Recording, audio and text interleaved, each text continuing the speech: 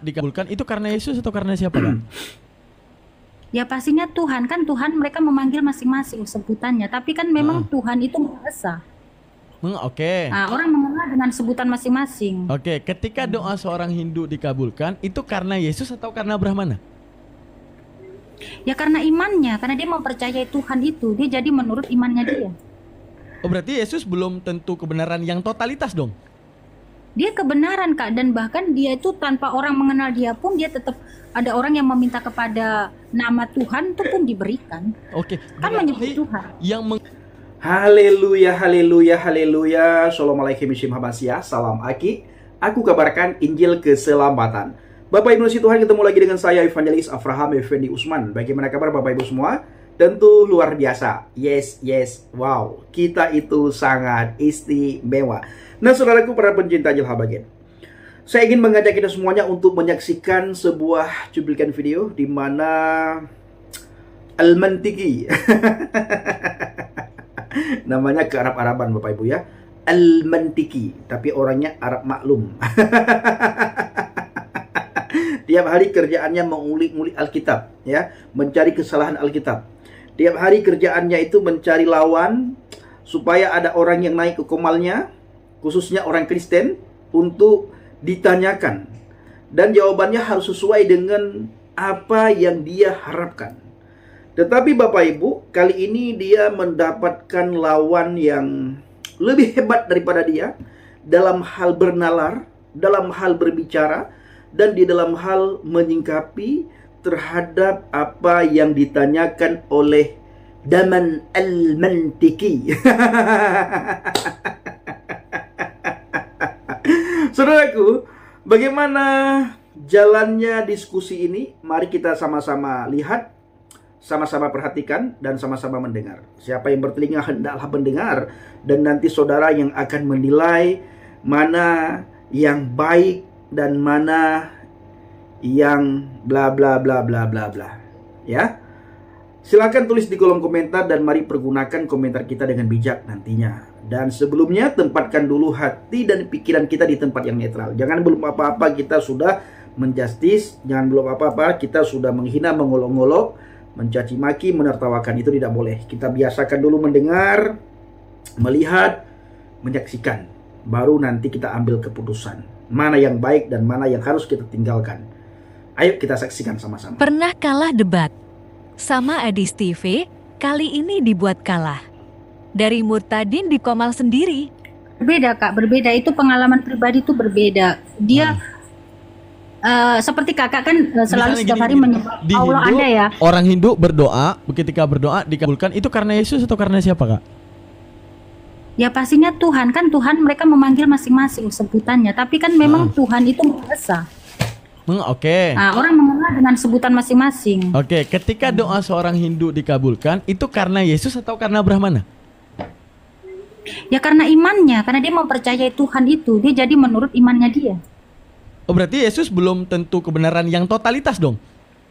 Dia kebenaran, Kak, dan bahkan dia itu tanpa orang mengenal dia pun dia tetap ada orang yang meminta kepada nama Tuhan itu pun diberikan. Oke. Kan menyebut Tuhan. Yang mengabulkan doa seorang Hindu tadi siapa? Ya imannya. Imannya kepada Tuhan. Kan bukan imannya Yesus. dia ini dia berdoa. Dia kan berdoa kepada Tuhan semesta alam ini kan. Dia memanggilnya mungkin dengan Om, Siwa atau apa gitu ya. Oke. Tapi kan dia menujunya itu kepada Tuhan semesta alam gitu. Iya. Berarti yang ngabulin doa dia adalah Ya tetap Tuhan, Kak. Tuhan itu kan esa. Tuhan. Oke, Tuhan. Tuhan dalam versi dia atau Tuhan dalam versi kakak? Ya pasti versinya ya Tuhan itu. Kan manusia yang membedakan versi-versinya. Ngerti nggak? Ngerti nggak? Oke lah, Kak, udah maghrib juga. Oke, thank you. Nanti kapan-kapan Ya, kita makasih ya. ngomong lagi ya. Salam kenal. Main-main kapan-kapan ke Komalku ya. Oke. Siap. Kakak tanya-tanya Ya, aja lah. Next sehat. tanya masalah Al-Quran boleh juga ya. Nggak apa-apa, apapun yang kamu tanya ya. Enggak, Kak. Aku tidak pernah sibuk dengan agama orang lain. Oke. Saya hanya memberitakan Injil aja. Iya, oke, Kak. Mantap, Terima Kak. kasih. Mantap. Kak udah levelan Nabi ini. Mantap ya. Keren. Ya udah, izin saya turunin ya. Saya mau berdoa dulu. Haleluya. Aduh. Pusing aku, bukan. Nah, saudaraku dikasih Tuhan, para pencinta Jelha Bahagia dan para pengikut Kristus yang setia. Bagaimana tanggapan kita semuanya setelah kita sama-sama kita melihat, sama-sama kita menyaksikan jalannya diskusi singkat tersebut, Bapak Ibu.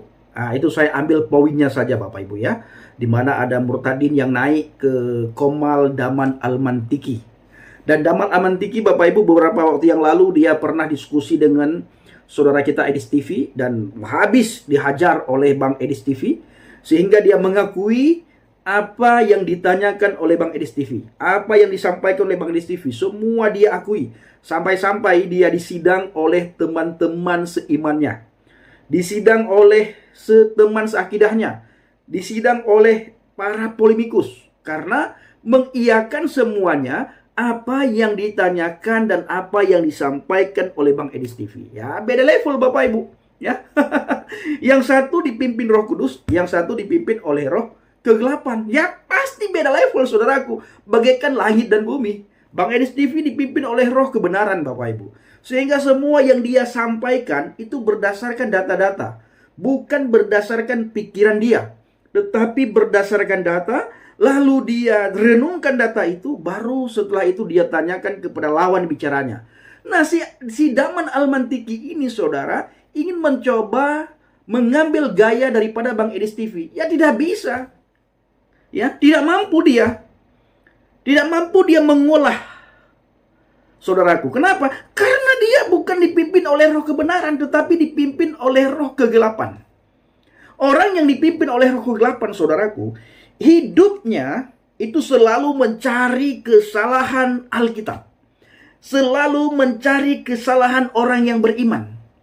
Dia berharap lawan bicaranya itu mau nurut semua apa yang dia sampaikan.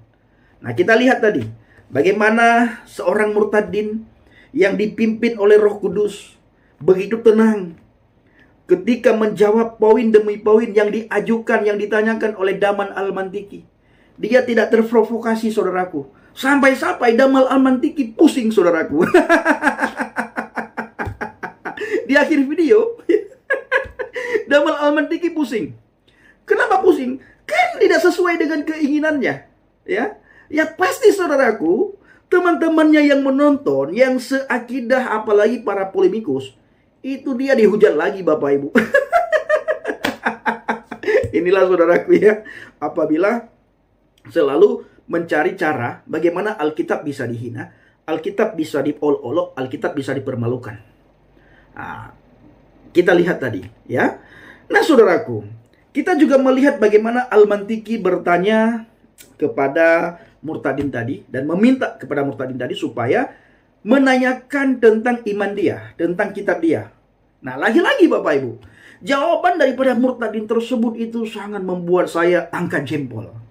Ya, saya harus memberikan apresiasi kepada Murtadin yang baru saja kita lihat bagaimana dia diskusi bersama dengan Daman Al-Mantiki. Nah, kita harus memberikan apresiasi yang paling sempurna, Bapak Ibu. Kita harus memberikan apresiasi yang baik, saudaraku ya. Benar-benar kita berikan apresiasi. Dia tidak tertarik untuk menanyakan iman yang tidak diimaninya. Kenapa, saudaraku? Karena Alkitab ini sudah lebih daripada cukup bagi kita orang Kristen yang percaya kepadanya. Tidak perlu lagi kita mengulik-ulik kitab lain. Nggak ada waktu. Ya. Kitab yang tidak kita imani, ngapain kita ulik-ulik? Ngapain kita tanyakan? Toh kita tidak beriman? Toh kita tidak yakini? Toh kitab tersebut tidak bisa membawa kita kepada kebenarannya Tuhan? Untuk apa kita tanyakan? Jawaban daripada Murtadin tadi, petobat baru, yang baru saja percaya kepada Yesus Kristus, yang selalu memberitakan Injil, memberitakan kabar baik, dan dia menjawab tadi, saya tidak ada waktu menanyakan kitab Anda karena tugas saya hari-hari bersaksi, memberitakan Injil, bersaksi, memberitakan Injil, bersaksi, memberitakan Injil. Sehingga dia tidak mau menanyakan seperti yang diminta oleh Daman Al-Mantiki, saudaraku. Nah, akhirnya diturunkan. Setelah diturunkan, Daman Al-Mantiki berkata, pusing aku. Ya jelas pusing. Karena semua pertanyaan kamu bisa dibantah dengan fakta-fakta yang ada di lapangan. Dengan apa yang dia alami. Dengan pengalaman yang dia alami. Semua terbantahkan. Makanya Daman Almantiki dan antek-antekmu, kamu harus tahu bahwa Alkitab ini bukan karangan manusia. Ya, Alkitab ini pengilhaman daripada Roh Kudus. Bukan karangan manusia, memang ditulis oleh manusia, tetapi firman Tuhan ini diwahyukan, bukan pemikiran manusia, tetapi buah daripada pemikiran Roh Kudus. Ditulis oleh tangan manusia. Nah, Bapak Ibu, saya harus ulang-ulang firman Tuhan supaya teman-teman kita dari seberang itu paham bahwa Alkitab ini adalah pegangan setiap orang yang percaya kepada Yesus. Alkitab ini mengubah tingkah laku kita, mengubah perilaku kita, mengubah lisan kita, mengubah pola pikir kita. Ini Alkitab. Makanya ketika seseorang membaca Alkitab, dia rajin membaca Alkitab, hidupnya bisa kita lihat. Dari hari ke sehari, hidupnya itu dipenuhi dengan sukacita. Karena di dalam Alkitab ini penuh dengan janji-janji Tuhan. Penuh dengan pengharapan. Penuh dengan keagungan Tuhan.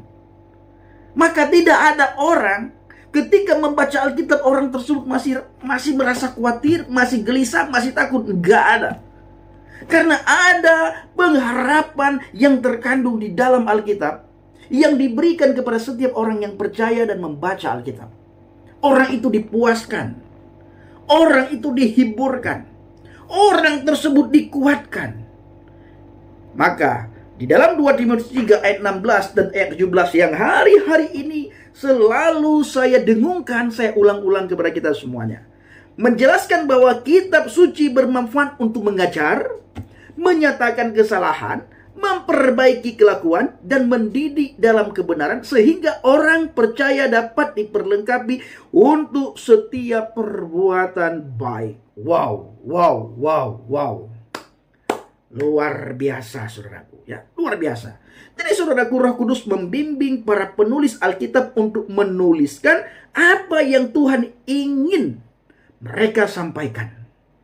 Ya, saya ulangi, Alkitab, saudaraku, diyakini sebagai firman Tuhan yang diwahyukan, diilhami oleh Roh Kudus kepada para penulis, sehingga Roh Kudus membimbing para penulis Alkitab untuk menuliskan apa yang Tuhan ingin mereka sampaikan.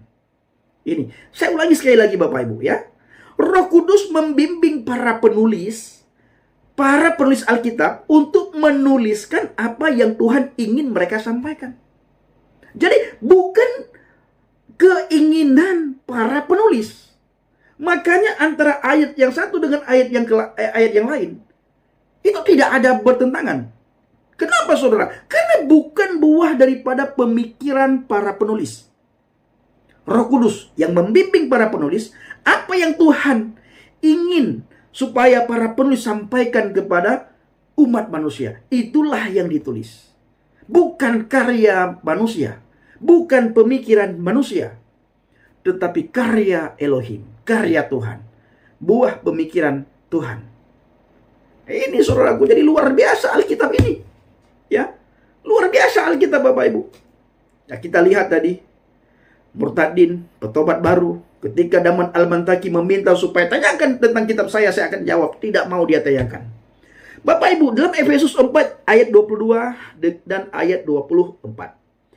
Mengajak untuk menanggalkan cara hidup yang lama dan mengenakan manusia baru yang diciptakan menurut kehendak Tuhan di dalam kebenaran dan kekudusan. Ini adalah sangat kelihatan. Ya, ketika orang itu percaya kepada Yesus, sangat kelihatan hidupnya. Terpancar buah pertobatan dari tutur katanya dan dari tingkah lakunya, Bapak Ibu. Di dalam Efesus 4:29 menghimbau kita untuk tidak membiarkan perkataan yang kotor keluar dari mulut, tetapi menggunakan perkataan yang baik untuk membangun. Ya, makanya setiap orang Kristen itu, ketika ada orang menanyakan tentang iman kita, Bapak Ibu, kita harus menjawab dengan lemah lembut. Kita harus bisa mempertanggungjawabkan iman kita. Ketika ada orang yang menanyakan tentang iman percaya kita harus mampu menjawab. Dan kita harus mampu menjawab dengan lemah lembut, dengan rendah hati. Maka Yesus Kristus berkata kepada kita semuanya, mari Belajarlah kepada aku karena aku lemah lembut dan rendah hati, saudaraku. Ini Bapak Ibu, kita harus melihat sosok Yesus Kristus adalah sosok yang top. Sosok yang sangat luar biasa, yang sangat hebat. Makanya satu-satunya yang menjadi panutan kita, umat manusia, khususnya orang yang percaya kepada Alkitab, kepada Yesus adalah Dia, pedoman kita. Dia adalah teladan bagi kita. Dia adalah role model bagi kita, Bapak Ibu. Jangan cari yang lain. Dan jangan tinggalkan Yesus. Nah, kita lihat tadi apa jawaban daripada murtadin tadi, saudaraku. Ada yang berkata kepada saya, Bang Pendi, kalau bisa jangan pakai murtadin, istilah murtadin. Pakailah istilah petobat baru atau yang lain. Sangat tidak enak. Benar, saudaraku. Apa yang Bapak Ibu sampaikan. Tetapi kita punya tujuan, ya. Karena murtadin ini adalah bagi saya dulu itu kata-kata yang menakutkan. Nah, sehingga kita populerkan kata murtadin ini sehingga orang tidak lagi takut ketika mendengar kalimat murtad. Apalagi apabila ada orang yang mau mengambil keputusan keluar dari agama tersebut, percaya kepada Yesus, dia tidak takut lagi mengatakan dirinya, saya sudah murtad dari agama tersebut. Karena dulu, saudaraku, sebelum COVID, ya, itu murtad itu sangat menakutkan. Maka kita populerkan kata-kata murtadin ini pada masa COVID. Nah, siapa yang mencetuskan makna murtadin ini, Bapak Ibu? Saudara kita, Bang TR, Bang Tamparagi, saudaraku. Nah, beliau yang mengharapkan kepada kita semuanya, kepada kami yang dibina oleh Bang Tamparagi. Bang Tamparagi itu salah satu mentor para murtadin, ya, khususnya orang-orang tertentu di media sosial. Maka orang-orang yang dibina sama Bang Tamparagi, yang mau mendengarkan arahan Bang Tamparagi, dan Bang Tamparagi tidak pernah mengarahkan kami, khususnya saya secara pribadi, ke jalan yang tidak baik. Selalu diarahkan ke jalan yang benar, ya, sesuai dengan firman Tuhan. Kalau tidak sesuai, ya tinggalkan. Bahkan Bang Tamparagi selalu mengatakan, jangan pernah bertikai di media sosial. Kalau ada yang bertikai, tinggalkan. Jangan habiskan waktu kita untuk bertikai sesama kita. Tapi mari kita habiskan waktu kita hari-hari untuk memberitakan Injil, untuk bersaksi, mencari jiwa-jiwa, menyelamatkan jiwa-jiwa yang hilang, dan membawa kembali orang-orang yang sudah dimukalafkan. Ini yang sering disampaikan oleh Bang TR kepada kita, kepada kami khususnya, dan kepada saya secara pribadi, Bapak Ibu. Maka kami hari-hari tertentu ada lewat telepon kita sharing, untuk menguatkan satu sama yang lain, untuk mengingatkan satu sama yang lain, untuk mensupport satu sama yang lain, untuk membantu satu sama yang lain, saudaraku. Jadi kata murtadin itu kita sengaja populerkan, saudaraku. Nah, Bapak Ibu dikasih Tuhan, para pencinta ajaran bagian, kita lihat tadi murtadin bagaimana dia menjawab setiap apa yang ditanyakan oleh Daman Al-Mantiki. Ya, Bapak Ibu, di dalam Yakobus 1 ayat 22 memperingatkan supaya kita menjadi pelaku firman, bukan hanya pendengar saja, karena jika tidak hanya menipu diri sendiri.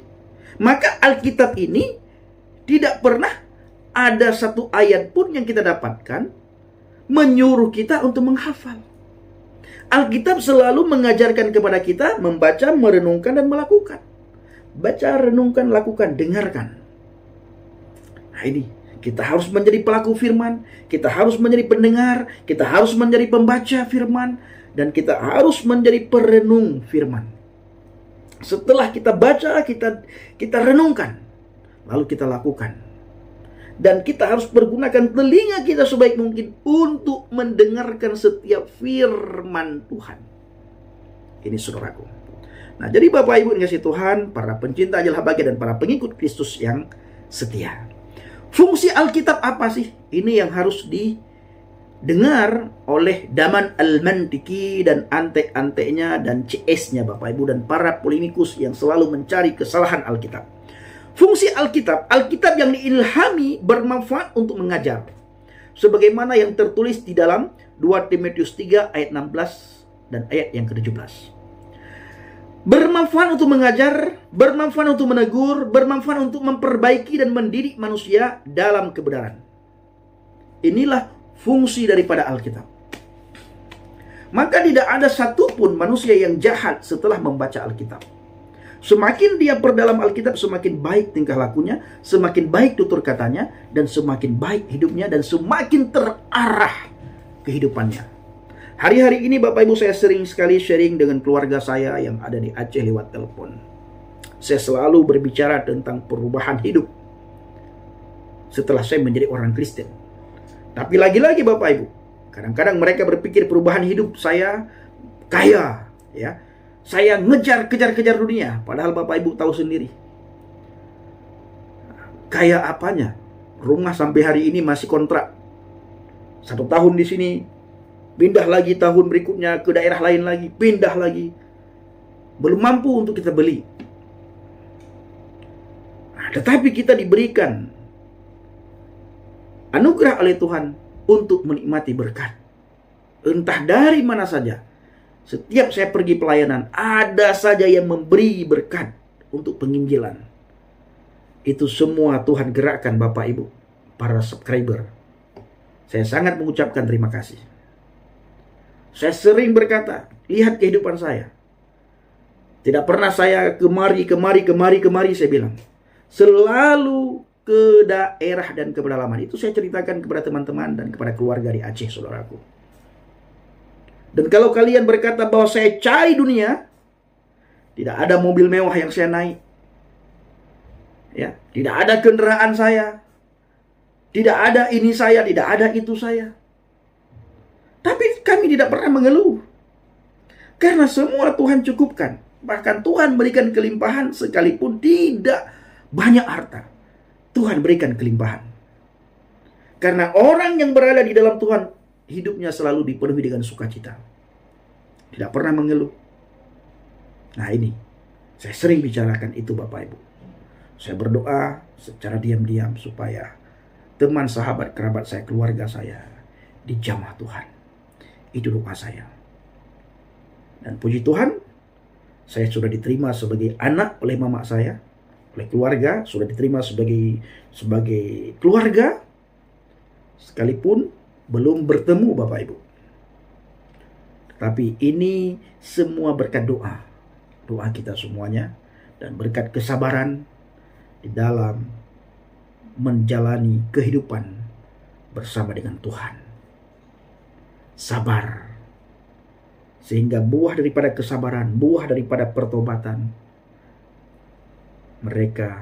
saya bersama dengan keluarga sudah komunikasi, khususnya dengan mama, Bapak Ibu. Ini berkat doa Bapak Ibu semuanya.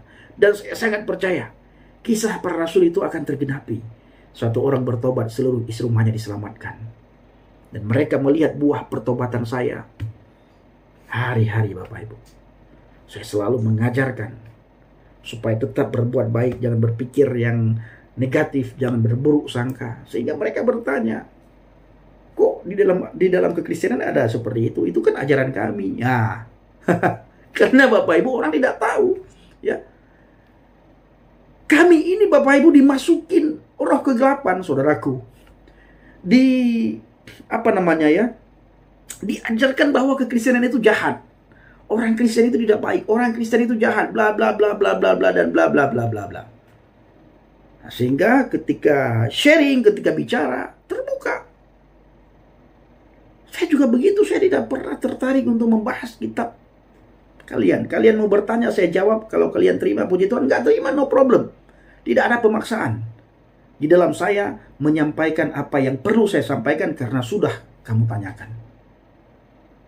Yang penting jangan caci maki, jangan menghina, jangan mengolok-olok. Saya keluarga, kau keluarga saya keluarga Anda, Anda keluarga saya. Saya temanmu, you teman saya. Ini, Bapak Ibu. Itu saya bilang juga kepada mereka, lihat pakaian saya, pakaian ya seperti ini. Ya paling saya berganti itu topi, karena saya suka topi Bapak Ibu ya, saya suka topi. Habis itu batu aki, saya suka batu aki. Nah, dan batu aki ini bukan saya belikan, diberikan oleh subscriber. Dan saya ada orang tua angkat di Banjarmasin.